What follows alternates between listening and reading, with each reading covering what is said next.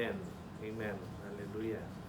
So, tingnan natin ano ba tong unshakable kingdom na to as per the book of Hebrews chapter 12. So, basahin po natin.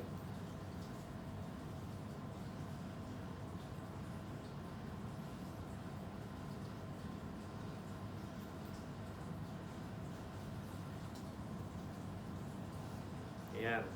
So, ang sabi po dyan, from verse 25, see to it that you do not refuse him who speaks. If they did not escape when they refused him who warned them on earth, how much less will we if we turn away from him who warns us from heaven? Verse 26, at that time his voice shook the earth, but now he has promised, once more I will shake not only the earth, but also the heavens. The words once more indicate the removing of what can be shaken, that is, created things, so that what cannot be shaken may remain. Therefore, since we are receiving a kingdom that cannot be shaken, let us be thankful, and so worship God acceptably with reverence and awe. Ayan, ito po yun sa Tagalog. Sabi doon, pag-ingatan ninyo na kayo'y huwag tumanggi sa nagsasalita, sapagkat kung hindi nakatanan ang mga nagsitanggi sa nagbalita sa kanila sa ibabaw ng lupa, ay lalo pa tayong hindi makakatanan na nagsisihiwalay doon sa nagbalitang buhat sa langit. Na ang tinig na yaon ay nagpayanig noon ng lupa, datapwat, ngayoy nangako siya na nagsasabi, minsan pang yayanigin ko, hindi lamang ang lupa, kundi pati ng langit. At itong salita minsan pang ay pinakahulugan ang pag-aalis niyaong mga bagay na niyanig, gaya ng mga bagay na ginawa, upang mamalagi ang mga hindi niyanig. Kaya't pagkatanggap ng isang kahariang hindi magagalaw, ay magkaroon tayo ng biyayang sa pamamagitan nito ay makapaghahandog tayong may paggalang at katakutan ng paglilingkod na nakalulugod sa Diyos. Amen. Hallelujah. Ganda ng ating Word of God. Amen. Na ating pag-aaralan, the unshakable kingdom. Amen. So tingnan natin, ano ba itong unshakable kingdom na to? At ano ba yung gustong ipahatid ng Panginoon sa atin through His words. Amen. Hallelujah. Ayan. Ano yung pumapasok sa isip natin kapag nabasa natin ito? Amen. Sabi dito, the big one. Meron na bang nakarinig sa inyo nito? Marahil lahat tayo, di ba? Lalo na sa Pilipinas. Amen. Ano kaya yung the big one na yan? Amen. Alam nyo, yung as per record daw, doon sa Pilipinas, yung pinakamalakas na lindol, amen, yung pinakamaraming impact o pinsala ay noong taong 1990. Na yun daw ay nangyari saan? Yung pinaka-sentro ay sa Baguio City. Amen. As per record, yung mga naapektuhan na buhay, yung ay 1,600 plus yung namatay. So ganun katindi. Amen, yung nangyari nung 1990. Amen. Kasi yung Pilipinas daw, as per yung pag-aaral, dahil daw nandyan yan sa Pacific Ring of Fire, amen, ay very active yung Pilipinas with regards to earthquakes, amen, with regards to sa mga lindol. Sabi nga, yung pag-aaral doon ng PHIVOLCS, estimated na sa 20 times yung lindol every day. Grabe, no? So, biruin nyo yun. Amen, 20 times a day. Pero itong the big one na to, pag ito yung mga lumalabas na story na sinasabi mas matindi pa dun sa nangyari nung sa lahat ng mga lindol na dumaan sa Pilipinas. At ito daw ay yung sentro niya, yung Metro Manila, pati yung mga katabi niya mga lalawigan. So matindi. So tingnan niyo yung mga balita na lumabas. Hanggang ngayon parang nagpe-prepare, di ba, yung mga tao kapag narinig na ko, ayan, may balita, merong babala galing sa government, baka dumating yung big one. So dapat maganda. Amen. So ganyan yung yung mindset kapag narinig na the big one. Amen. So yun, malaki talaga. Amen. Pero ano ba yung big one na yan? Sa Bible ba nakasulat yung the big one? Amen. Sa Bible walang sinasabing the big one. Pero tingnan natin ano ba yung sinasabi. Amen. Dito sa nabasa natin kanina sa Hebrews 12:26 to 27. Ang sabi doon, at that time His voice shook the earth, but now He has promised, once more I will shake not only the earth, but also the heavens. The words once more, so take note natin, the words once more indicate the removing of what can be shaken, that is created things. So that what cannot be shaken may remain. Amen. Walang sinabing the big one sa Bible. Pero meron dito, dun sa passage natin, may nakalagay, once more. Amen. Sa Tagalog, minsan pa. Amen. Ano kaya itong once more na to? Kasi sabi, once more, the minsan pa, amen, yayanigin daw ng Diyos, hindi lamang ang lupa, kundi yung kalangitan. Amen. So, ano ba itong once more? May mga passage, maraming passages sa Bible, both Old Testament, New Testament, of what things are about to happen. Amen. Lalo na dun sa pagbabalik ng ating Panginoon. Kasama na dyan, ayan, yung mga earthquakes. So pag sinabing once more, ano kaya yung mga passages, yung mga nasulat dito sa Word of God? Tingnan natin. So yung isa is sinabi mismo ng Panginoong Jesus nung nandito siya sa Matthew 24:29 to 30. Sabi doon, sabi ng Panginoong Jesus, immediately after the distress of those days, the sun will be darkened and the moon will not give its light, and stars will fall from the sky.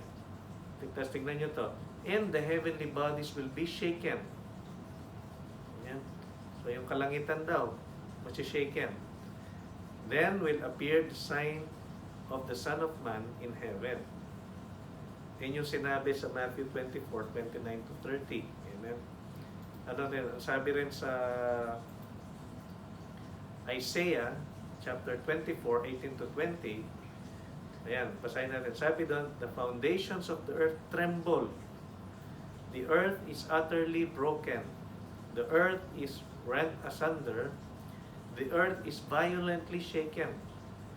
The earth staggers like a drunken man. It sways like a hat. Amen. So para daw, yan, para shaken. Amen. Para daw lasing yung mundo. Amen. Ibig sabihin matindi yung pagyanig. Its transgressions lies heavy upon it, and it falls, and it will not rise again. Amen. So matindi yung yung nakita, amen, ni Isaiah.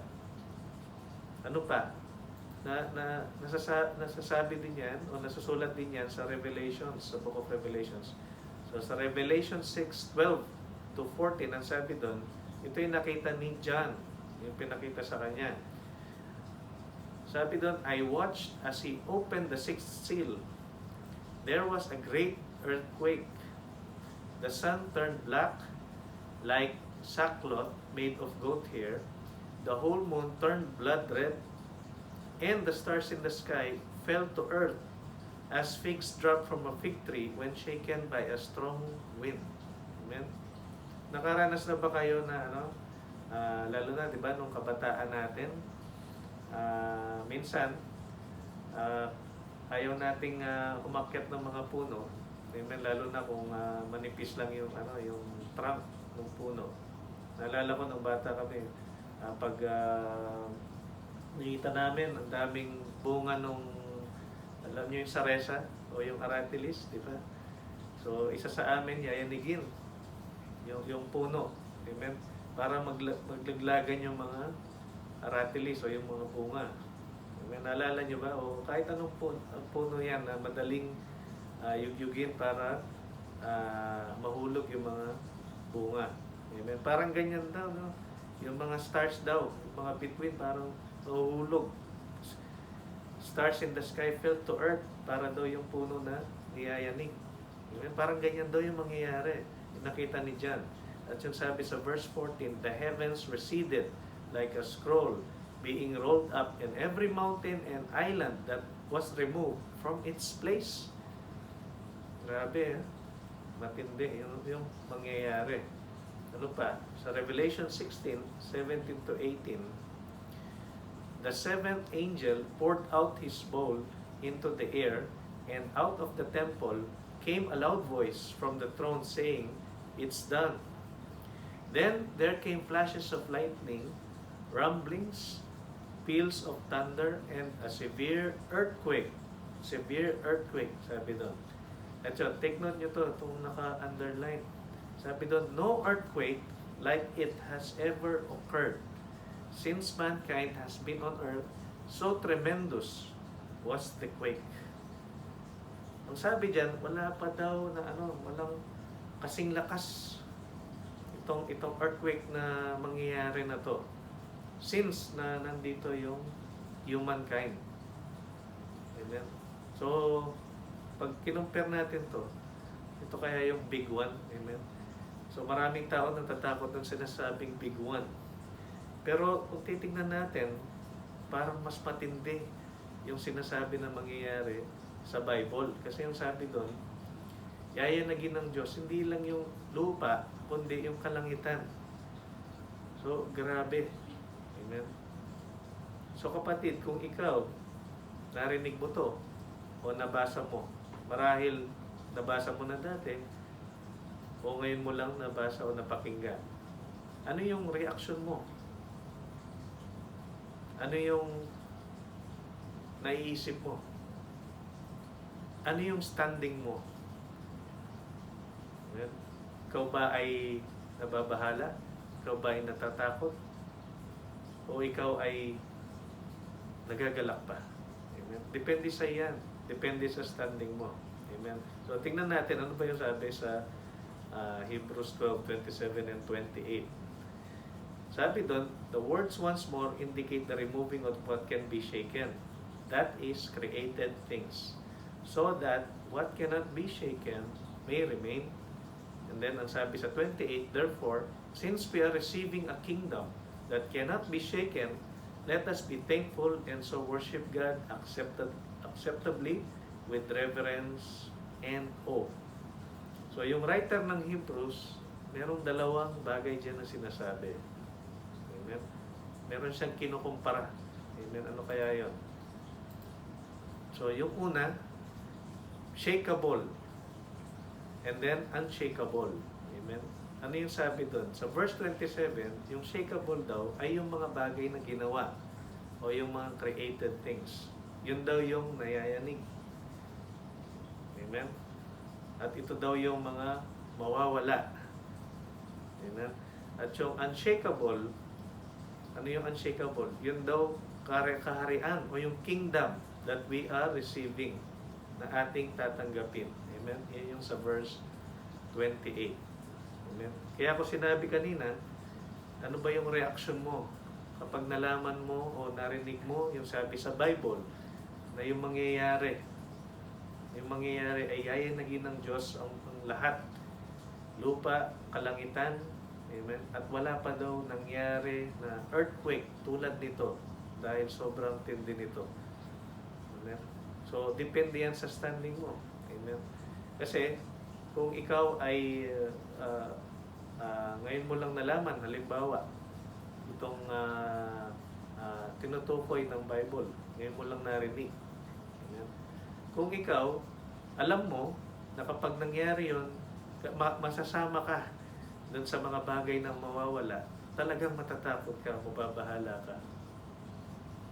Pero kung ikaw, alam mo yung standing mo, na kahit mangyari yung mga bagay na yon, ikaw ay nakatayo dun sa hindi magugunaw, hindi magigiba, hindi magagalaw, o yung unshakable, parang ikaw ay at peace.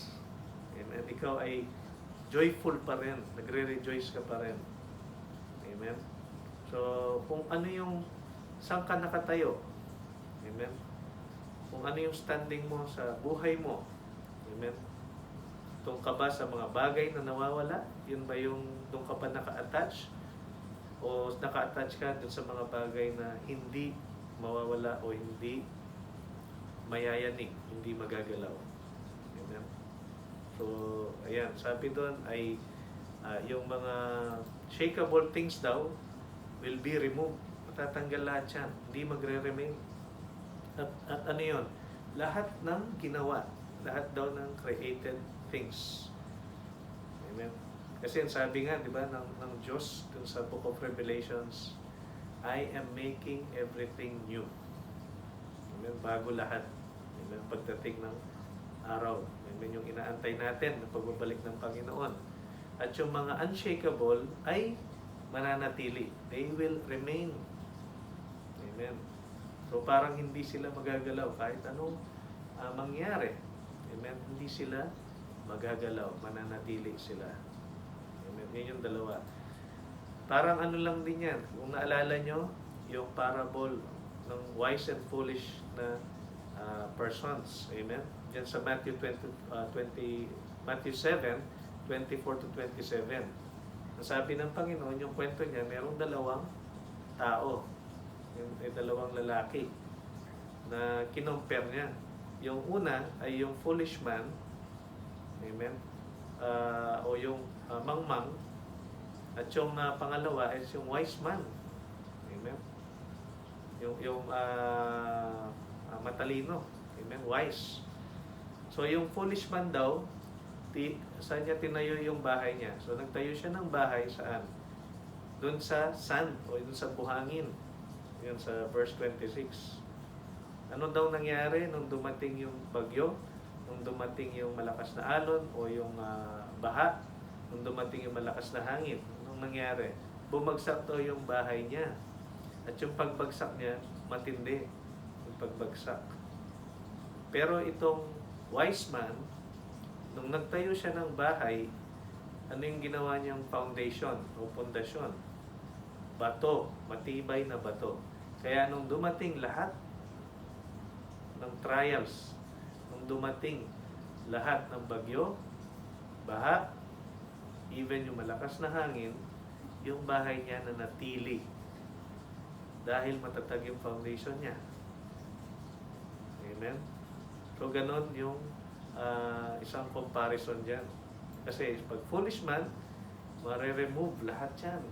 Pero pag wise ka, it will remain. Amen? Saan ka ba nakatayo? Doon sa bato o sa buhangin lang? Amen?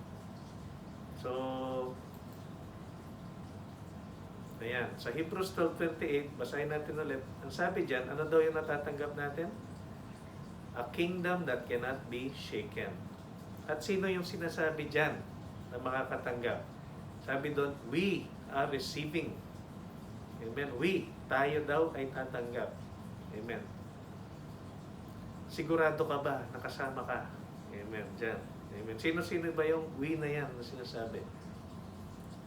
Ang sinasabi dyan ay sila yung tumanggap sa Panginoong Hesus bilang kanilang personal Lord at Savior ng buhay nila. Amen. Sila yung nag-surrender ng buhay nila sa Panginoong Hesus. Nagbigay ng faith nila sa Panginoong Hesus.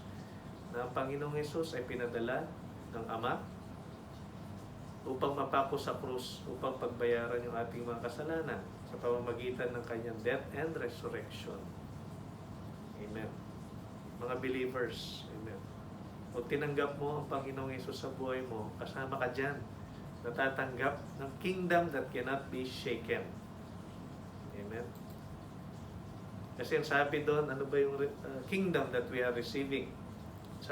Tayo daw, sa mga believers o sa mananampalataya, sabi sa Philippians 3:20, yung citizenship daw natin ay sa langit, dun sa kaharian ng Diyos, from which we eagerly wait for a Savior, the Lord Jesus Christ. Parang sinasabi, di ba? Yun yung blessed hope natin. Inaantay na lang natin ng Panginoon. Amen? So, dapat maging patient tayo, di ba? Sa pag-aantay. At tayo ay dapat ma-excite sa pag-aantay sa ating Panginoon. Kasi dito sa mundong ito, temporary lang yan. Lahat yan mawawala.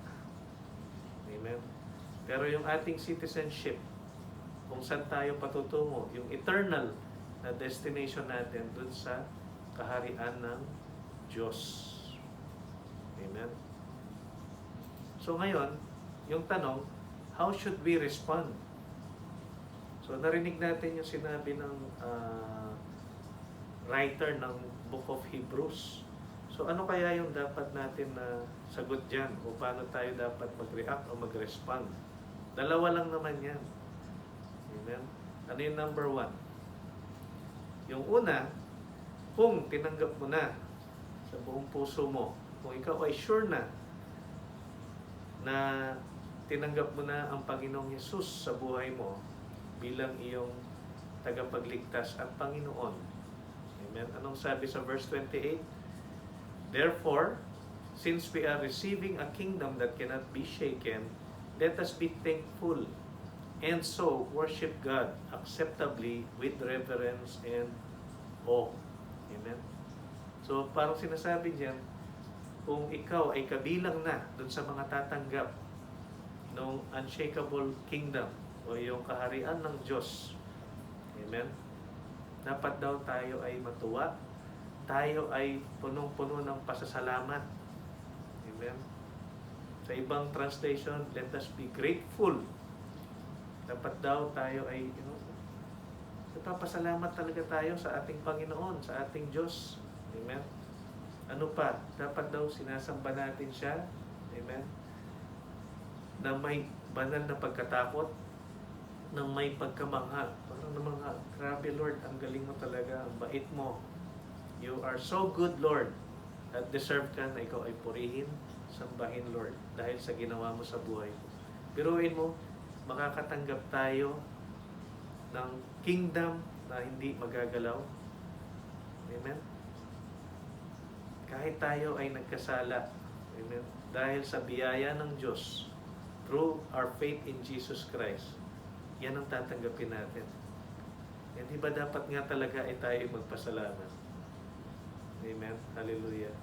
Kung iisipin natin, basahin at babasahin natin sa Revelations, amen, ano daw yung pagka-describe, amen, doon sa kingdom ng Panginoon. Kasi ang sabi doon sa Book of Revelations na yung pinakita kay John ay magkakaroon ng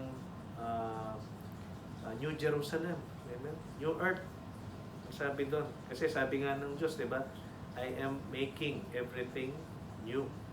At yung pagka-describe doon, di ba, doon sa city na yon, na grabe daw yung mga walls, yung mga pader, yung mga bakod, napaka-thick at made ng pure, ng precious na mga gems.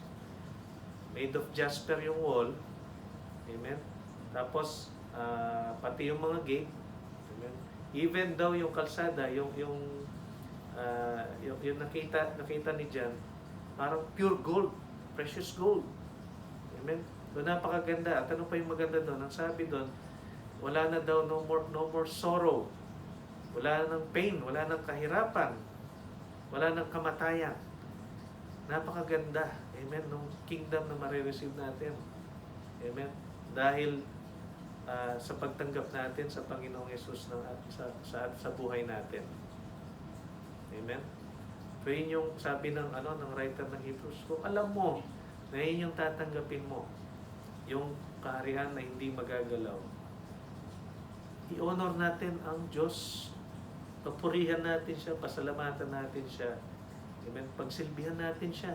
Karapat dapat lang na mag-serve tayo dun sa King of Kings and the Lord of Lords. Biruin nyo, di ba? Pinatawad niya yung ating kasalanan, bibigyan niya pa tayo ng ganito. Buhay na walang hanggan at yung matatanggap pa natin yung kingdom that cannot be shaken. Amen? Ano pa? Tingnan natin to. Diba? Fix our eyes on what is sin, which is temporary. Yan yung wrong. Amen? So dapat wag nating ituon yung ating isipan, yung ating mga mata, dun sa mga bagay na mawawala lang. Amen? Wag yan yung dapat na basihan ng buhay natin. Amen? Ano ba yung mga bagay na mawawala lang? Yung pera, yung bahay natin, yung kayamanan. Amen? Career. Amen? Trabaho. Lahat yan mawawala yan eh. Kasi nakatouch yan sa mundo na mawawala. Amen? Pero ano ba yung dapat na gagawin? Sabi dyan sa 2 Corinthians 4:18, i-fix daw natin yung isipan natin, yung mga mata natin, not on what is seen, dun sa mga bagay na hindi nakikita, but dun sa mga bagay na unseen dapat. Amen? Doon natin ituon. Amen? Since what is seen is temporary, but what is unseen is eternal. Amen? Hindi mawawala, hindi lilipas yung mga bagay na unseen. Amen? Ngayon, ano yung pangalawang response? Posibleng response. So, yung una kanina sabi, kung sure ka na as a believer of Christ, natatanggapin mo yung kingdom that cannot be shaken. Amen? So, yung response ng mga kapatid na sure na ay dapat maging thankful tayo and to worship God acceptably. Ano yung pangalawang posibleng response? Yung pangalawa, kung hindi ka pa sure na tinanggap mo na sa puso mo ang Panginoong Hesus bilang inyong Savior and Lord, anong sabi ng writer ng Hebrews sa verse 25? Sabi doon, see to it that you do not refuse Him who speaks. If they did not escape when they refused Him who warned them on earth, how much less will we turn away from Him who warns us from heaven? Amen? Ang sabi doon, do not refuse Him. Dapat wag mong tanggihan yung magandang balita na ibinibigay o naririnig mo. Amen? Kung marahil ilang beses mo na narinig about kay Jesus Christ, about yung plano ng Diyos na ikaw ay masave, about yung kanyang grace na binibigay, yung ino-offer niya, na kailangan mo lang panampalatayanan, kailangan mo lang tanggapin sa puso mo. Amen? At mag-follow kay Jesus Christ. Amen? Sabi doon, do not refuse. Kung di ka pa sure, narinig mo na yung gospel, yung magandang balita, maaari, ngayon pa lang, maaari, paulit-ulit mo na narinig, hindi mo pa tinanggap ang Panginoong Hesus sa buhay mo. Amen? This is the time. Actually, itong sinulat ng writer ng Hebrews sa Hebrews 12, it serves like a final warning. Amen. Sinulat ito, sino ba yung audience nito? Yung mga audience nito o yung pinadala nito ng librong ito is yung mga Jews, yung mga Jewish Christians. Amen. Nung time na yon.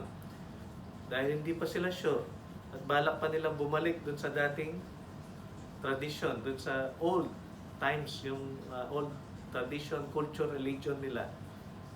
Amen? So, yung ginawa ng writer ng Hebrews, sinabi niya, see to it, huwag niyong i-refuse.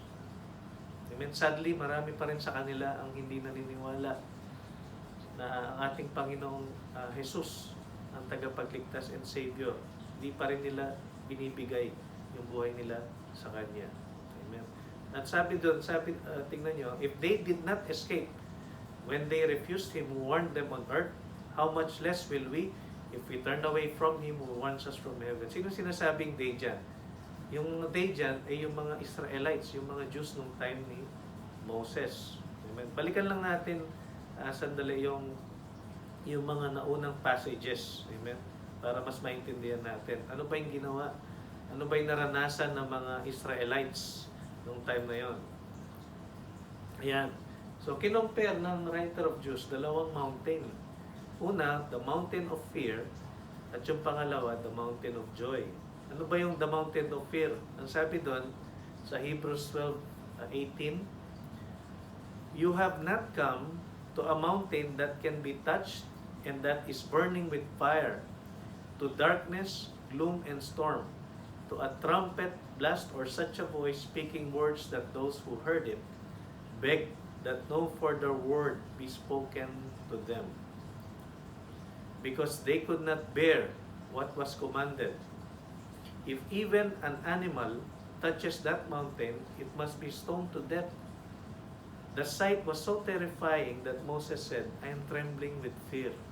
Yan yung na-encounter ng mga Israelites. Amen. During the Old Testament times, nung time ni Moses. Amen. Nung binigay yung law dun sa Mount Sinai, parang ito yung na-experience. It was about fear. Amen. At even daw si Moses nagtitremble. Amen. No? Dahil sa takot. Amen. So nung time na yon, sino yung nag-warn sa kanila? Yung nag-warn sa kanila is si Moses, yung nagbabala. And they refused, sila daw ay tumanggi, as per the writer of Hebrews.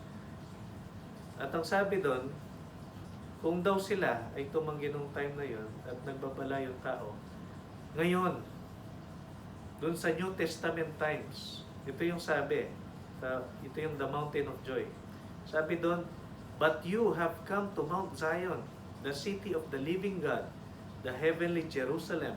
You have come to thousands upon thousands of angels in joyful assembly, to the church of the firstborn, whose names are written in heaven. You have come to God, the judge of all, to the spirits of the righteous made perfect, to Jesus, the mediator of the new covenant. Sabi doon, mediator of the new covenant, o yung bagong tipan. And to the sprinkled blood that speaks a better word than the blood of Abel. So parang sinasabi, dati, nung time ng mga ninuno nyo, yun yung naranasan nila. Nakita nila, experience nila yung takot, yung physical mountain. So, nag-reject sila. Ngayon, yung dumarating sa inyo, yung pinuntahan nyo, hindi na yon. Amen? Kung nakikita nyo, puro ang gaganda ng sinabi, City of the Living God, Heavenly Jerusalem, thousands of angels, joyful assembly. Amen? Yung time nyo, yung nagbabalita na sa inyo mismo ang Diyos, pinadala niya ang kanyang bugtong na anak, Panginoong Hesus. Ang Panginoong Hesus mismo ang nagbalita, yung good news of salvation through Him. Amen. Kaya sinabi doon, galing sa langit na ngayon, yung nagbalita sa inyo. Make sure you do not refuse Him who speaks. Amen. Kaya sinasabi, final warning. Amen. Dati binalaan na kayo ni Moses, nag-refuse kayo. Ngayon, amen, nandyan na yung new covenant, yung bagong tipan na binigay ng Diyos. At yung Old Covenant is about law, is based sa law. And the new covenant is based sa grace, o yung biyaya ng Diyos. Amen. Pinakita ng Diyos yung pag-ibig niya. Pinadala niya ang Panginoong Hesus. Amen. At ang Panginoong Hesus, binuwis yung buhay niya. Siya ay namatay, napako sa krus, and then na-resurrect. Amen. Para sa ating kaligtasan. Amen. And it's a grace of God. Hindi natin deserve na matanggap, pero binibigay niya, ino-offer niya para sa atin. Tatanggihan mo ba yon? Amen. Tatanggihan mo ba yung gift ng eternal life? Yung kingdom that cannot be shaken? Amen. Sino bang tatanggi doon? Diba? Kaya ang ganda ng message ng writer ng Hebrews, di ba? Para sa mga Jewish Christians, even sa atin. Amen? Ang Diyos na yung lumalapit sa atin. Diyos na yung nag-offer sa atin. Amen? Nagbibigay ng invitation para tanggapin natin yung ino-offer niya na forgiveness, na eternal life, and yung kingdom that cannot be shaken. Amen? So dapat we should not refuse.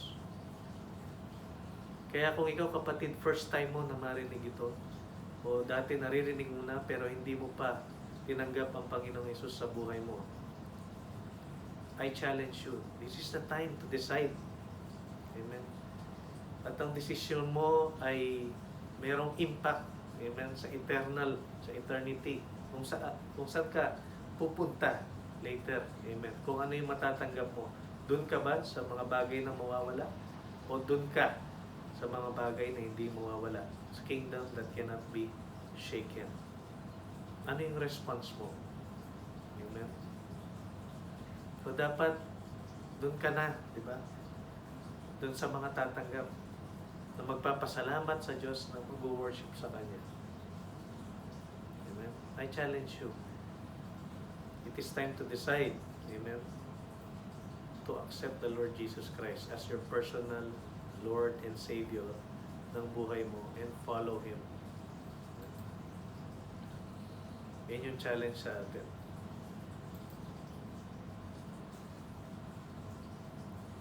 So as a conclusion, balikan ko lang to.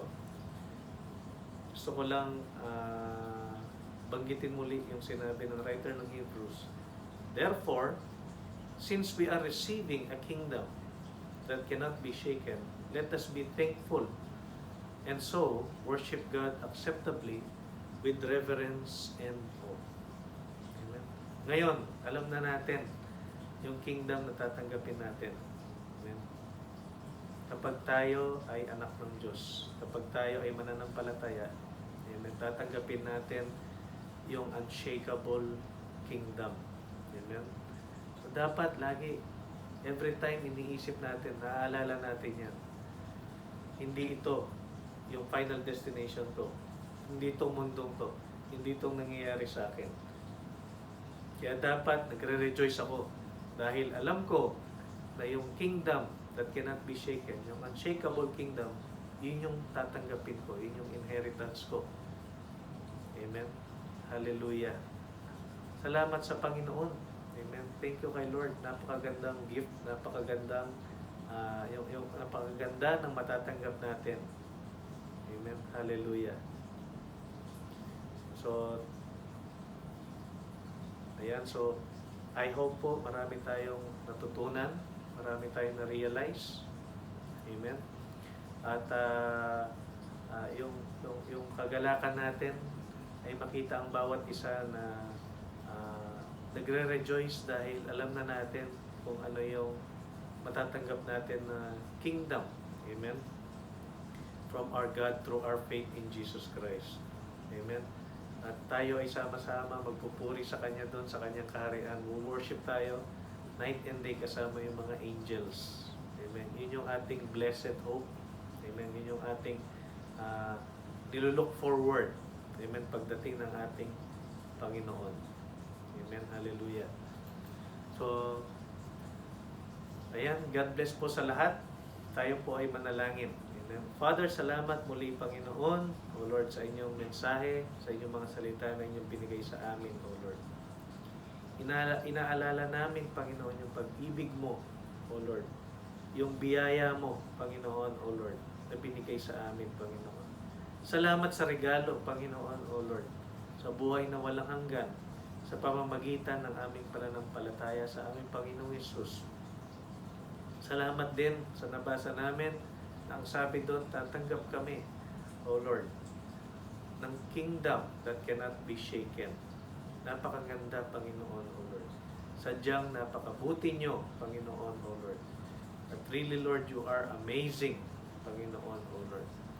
Hayaan nyo, O Lord, na yung response namin sa inyo, lagi ka naming pasalamatan, O Diyos. Lagi ka naming i-worship, Panginoon, O Lord. At lagi sumamba, Lord, laging maglingkod, Panginoon, O Lord, sa inyo, out of our loves to you, Panginoon, O Lord. We pray sa mga kapatid namin, O Lord, sa mga relatives namin, sa mga kaibigan namin, Panginoon, O Lord. Gusto namin sila din, Panginoon, tumanggap nitong kaharian na ito, Panginoon. Gusto namin, makasama namin sila sa pagpupuri sa inyo, Panginoon. Hayaan nyo, Lord, na yung inyong mga lingkod, yung mga anak ay gamitin nyo upang ibahagi, Panginoon, itong magandang balita ng kaligtasan sa kanila. Gamitin nyo ang buhay namin upang maipaabot namin yung good news sa kanila. At sila din ay tatanggap ng kingdom that cannot be shaken.